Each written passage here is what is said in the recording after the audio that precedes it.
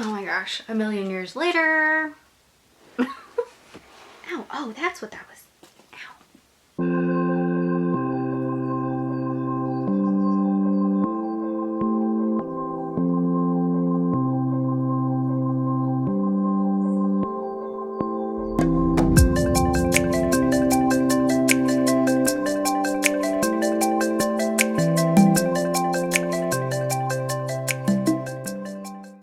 Hey guys, welcome back to my channel. If you are new here, hello, welcome. My name is Nicole and I create fun makeup videos here on YouTube. If you are new here, you probably aren't following me already on Instagram, or maybe you are, but I hope you do.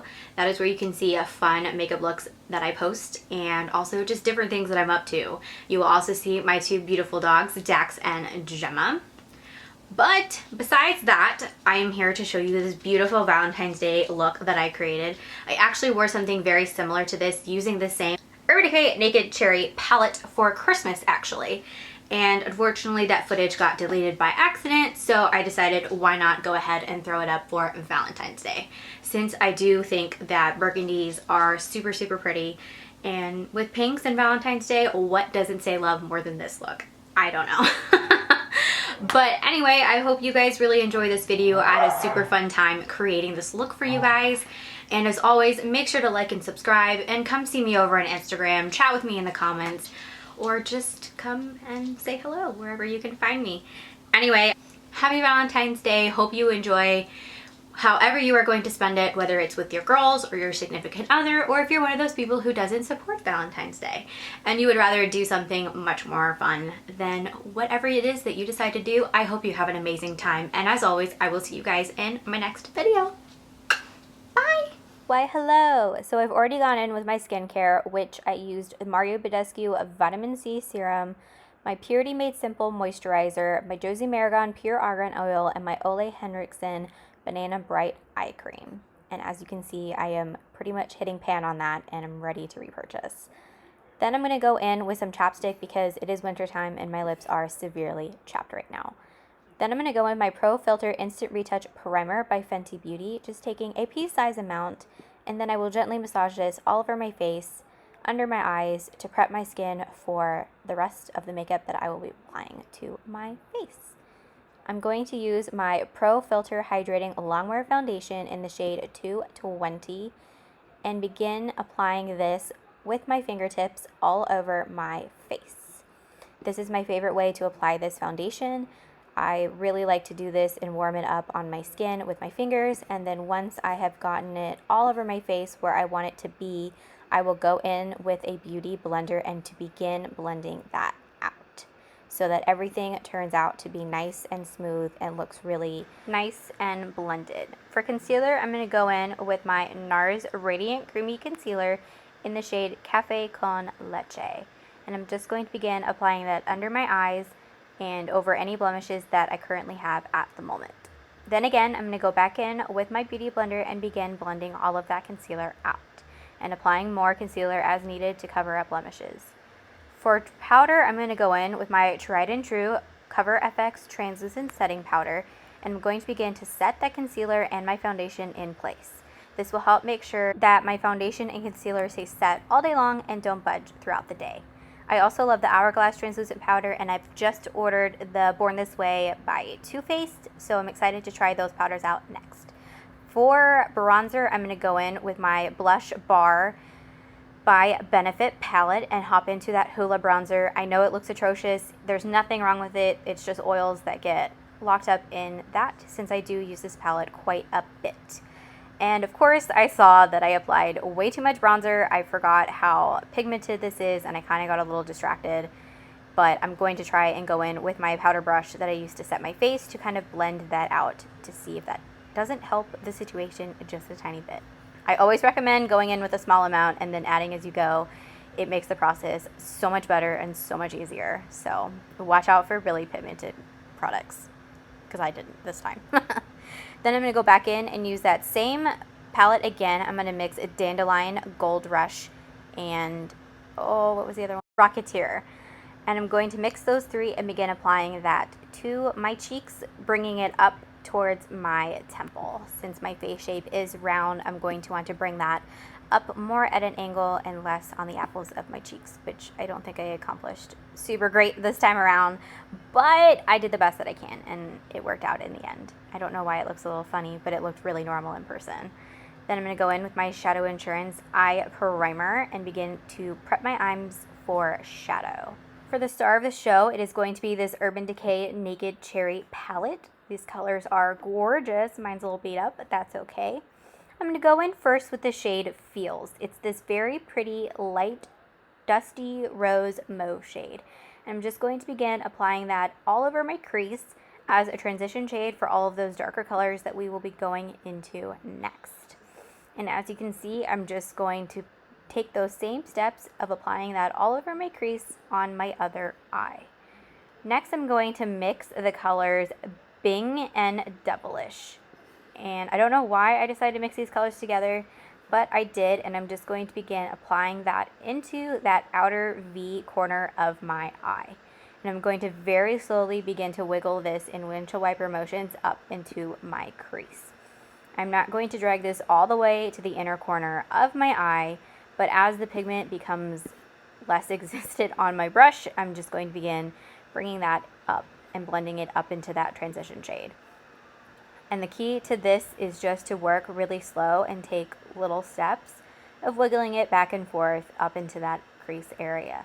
You don't want to go in quick with too much pigment, otherwise it could be a hot mess and really hard to blend that out. And I'm just going to keep adding it in, adding and blending, and then I'm going to take a clean white brush and begin to just blend those edges out so we have no harsh lines. And I'm going to again continue packing it on and blending it out. I feel like I lost a little of that pigmentation when I blended, so just be careful when you're blending it out. And dance party. Packing and blending until my fingers fall off and you get bored of me saying pack and blend. And again, just going in, last step, making sure no harsh lines, everything is really seamlessly blended. Moving on to the lid shade, I'm going to go back into that Urban Decay Naked Cherry palette and grab the shade Bang Bang, which is this beautiful baby pink shimmer shade. And as you can see, the camera's picking it up on how glistening and beautiful it is. And I'm going to apply that to both my left and my right eye. And just keep blending. This color is beautiful, but it wasn't giving me the vavoom look that I was going for. I was going for something a little bit more metallic and shiny, so I ended up dipping into the shade Turn On, which is just a really bright champagne shade, and as you can see, it really is popping a lot more with that color. So I'm really happy that I mixed those two. I think they ended up blending really well together and gave a really beautiful, nice color to the look and the pal that I was looking for. So I highly recommend wearing these shades mixed together. Of course, you can always wear them on your own or use any shade similar to what I'm using. And since I dragged that lid shade further out than I wanted to, I'm just going to go back in with those shades Bing and Devilish and begin deepening up that outer corner area where I thought I lost a little bit of that depth before I move into the next shadow that I'm going to use to darken that up. And to darken that up even more, to make it more dramatic, a little bit more, I guess, sexy. That's so weird to say on camera. But just to deepen up, make it a little bit more dramatic, I'm going to go in with the shade Privacy. And I'm going to just begin keeping that mainly focused on the outer corner of my eye. I don't want to drag this up too high, and I don't want to drag this too far in. If I do drag it up more into my crease, I'm going to definitely make sure that there is not a lot of pigment left on my brush before making that step. And working with these dark colors, just be very patient. If you've never worked with dark colors before, give yourself some grace. It's not easy. I know from looking at this, it could look a little choppy, but it really all does come together in the end, I promise. Just keep working. It is just makeup at the end of the day. You can always wipe it off. So just keep practicing and do your best. Just have fun with it. And as you can see now, I'm just doing those same steps on my other eye, bringing it into that outer corner and very gently and very slowly bringing that up a little bit into my crease. Again, just take your time. This is a look that you don't really want to rush. Now, if you're a pro or makeup professional, you can probably zip through this a lot better and a lot quicker than I did, but because I am just an average girl doing some makeup you know, it takes me a little bit longer to learn all the tips and tricks on how to use these darker colors. So just take your time, enjoy it, relax, everything's gonna be just okay. And again, I'm just gonna go back in with that same white-haired brush that I used earlier to do some blending. And again, with no additional product, I'm just going to blend out those outer edges so that we have no harsh lines and everything blends super smooth and seamlessly too. And I know I super sucked at getting this angle. I am so sorry. You know, doing mascara, eyeliner, and lower lash line is really hard for me. So I'm just going to talk you through it the best I can. I'm just going to go in with the color Privacy on a flat brush, and I'm just going to go across my lash line, as you can see right there, for a split second on how far I dragged that in, about a little more than halfway to my inner corner. Once I've wiggled that all into place, I'm going to take a rounded pencil brush with the color fields and begin to blend that out. I want to make sure that line is super nice and blended out so that we have no harsh lines and that my lower lash line and my upper lash line connect together. Now for something different. I am not a pro when it comes to gel liner, liquid liner, whatever kind of liner. So I opted for a shadow liner instead, and I'm just mixing the colors Young Love and Drunk Dial together on that same flat brush that we used for the lower lash line. And I'm just going to begin wiggling that and poking myself in the eye across my upper lash line. Now, if you can do liquid or gel liner, I think this look would look beautiful with it. I just am not a pro and confident enough to do it on camera for you guys, so I thought this would be a nice, better way for me to kind of incorporate more colors from this palette, which I feel like I've pretty much used every color except for maybe two. But I think this turned out really beautiful. I wish the camera had picked it up more than it did, but in person, it made a huge difference. Doing something across my upper lash line. But you do you. Then I'm going to go in with my Anastasia Brow Wiz and Brow Definer, and I'm just going to begin carving out my brows. This is probably my least favorite part still of my makeup routine. I think this is where I really suck, but I'm just going to try and follow the shape of my eyebrow and just fill it in a little bit, give it some shape, give it some definition, and quickly just go through that and not bore you guys too much with my horrible eyebrow skills. Moving on to highlighter, I'm going to take my Hourglass Ambient Lighting Powder in the shade Luminous Light, and I'm going to apply that to the areas of my face where the light is reflecting off of it.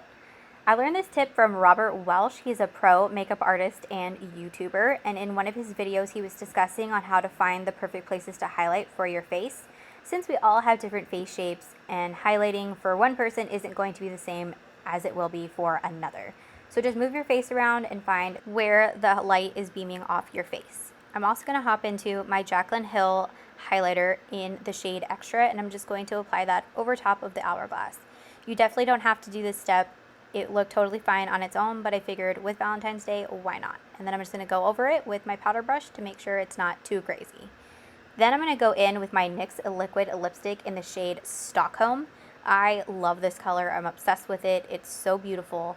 And the price is right on these guys. If you haven't tried them out, give them a try. You can sometimes catch them on sale, so you can get two for pretty much the price of one. So definitely give these a try if you haven't. If you have and you love them, well, now I have that in common. Just feeling myself, little dance party before I go into my liner. Now I'm just using the NYX retractable liners, and I'm again sucking at the angle, but I'm just adding that brown to my lower lash line. Or waterline really. And you can see not a huge difference, but it definitely adds a little something to it, which you could definitely try if you want to. Now I'm going to show you guys what it would look like when you add a black liner, which again, bad angle, I'm so sorry. I'm just going to begin adding that over top of that brown on my waterline, and then I'm going to also tightline my upper lash line since I was going to end up leaving it with the black liner. Here it is with the black liner. Just adds a little darker something to look. Finally, I'm going to use this mini Urban Decay All-Nighter Setting Spray, and I'm going to lock and load this sucker in so that my makeup stays on for the rest of the day, which was not too much longer since it was pretty late in the afternoon by the time I finished filming. That's okay. I looked really great for the rest of the evening. And just to show you guys another little option, if you wanted to add a gloss on top of your lipstick, I grabbed this Bareminerals lipstick in the shade Sugar Sugar, which I'll be honest, these are not the best smelling lip glosses. It smells like crayons, but it is a very, very beautiful formula. If you can get through the smelliness right at the beginning, then this is definitely a good gloss. And as you can see, it still looks beautiful with a glossy lip. I really, really loved how this all came together in the end. But because I really liked the matte version better, I dabbed the gloss off and went back in with that Stockholm liquid lipstick. So here's the finished look, you guys. I hope you guys really enjoyed this video. I had so much fun sitting down and creating this look for you. If you've made it to the very end, I can't tell you how much that means to me. I really appreciate you taking the time out of your day to watch my videos. And if you try this look or any of my other ones, please make sure to tag me on Instagram. I would love to see your recreations of my makeup looks. And if you're not following me, please like and subscribe. Follow me on Instagram. And I will see you guys in my next video. Love you guys. Bye.